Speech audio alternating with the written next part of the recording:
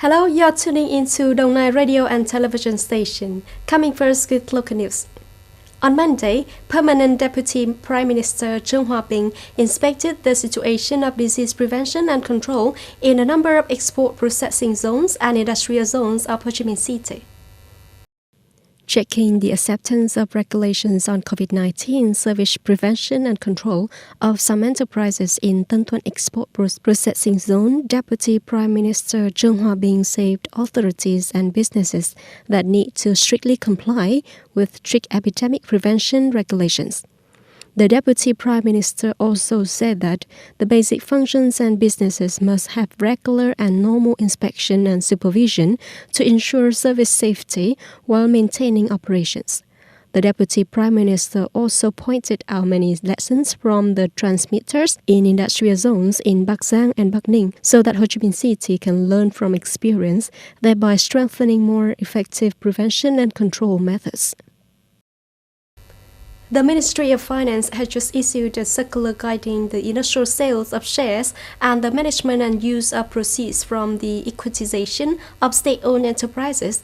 This circular also applies to single-member limited liability companies with 100% chartered capital invested by state-owned enterprises converted into joint stock companies. The circular provides specific provisions on the initial sale of shares. Accordingly, based on the equitization plan approved by the competent authority, the Equitization Steering Committee directs the equitized enterprise to implement the plan to sell shares for the first time. Within 4 months from the date the equitization plan is approved, the equitized enterprise must complete the sale of shares according to the approved methods. In case of adjustment to the equitization plan, the time limit for the equitized enterprise to complete the share sale is counted from the date the decision on adjustment of the equitization plan is approved by the competent authority. In the face of potential signs of real estate lending risk, the State Bank of Vietnam has recently issued a warning signal requiring credit institutions and foreign bank branches to strictly control related credit in connection with these loans. The State Bank of Vietnam requires credit institutions to strictly control the concentration of credit on a number of large customers groups and large-scale real estate projects.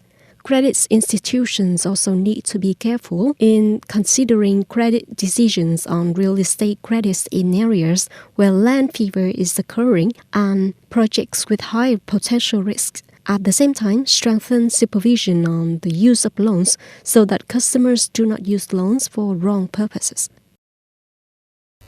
Russian Foreign Minister Sergei Lavrov on Monday expressed hope that the deteriorating relations with the European Union (EU) can return to normal if the West abandons anti-Russian propaganda and engages in dialogues on the basis of the respect with each other. I'm not saying this to prove anything to anyone, but hopefully it can be withdrawn. Lavrov said at the joint press conference after discussions with Portuguese Foreign Minister Santos Silva out a lesson. I really want to believe that these negative trends can be reversed. According to Lavrov, the improvement of relations will only happen if all parties involved in the discussion are essentially based on facts. Lavrov also noted that the EU should soon review its relations with Russia when the multipolar world is emerging. President Joe Biden has called on Americans to reflect on the roots of racial terror as he prepares to mark the 100th anniversary of the Tulsa Race Massacre. Speaking in memory of the hundreds of black victims of the 1921 mass murder in Oklahoma, Biden said, on the 100th anniversary of the Tulsa Race Massacre, I call on the Americans to reflect on their origin roots cause of racial terrorism in our nation and continue to eliminate systemic racism across our country. May 31st to June the 1st, 100 years ago, white mobs attacked the Greenwood district of Tulsa in Oklahoma, killing about 300 residents. That's all for the news today. Thank you for joining us and goodbye.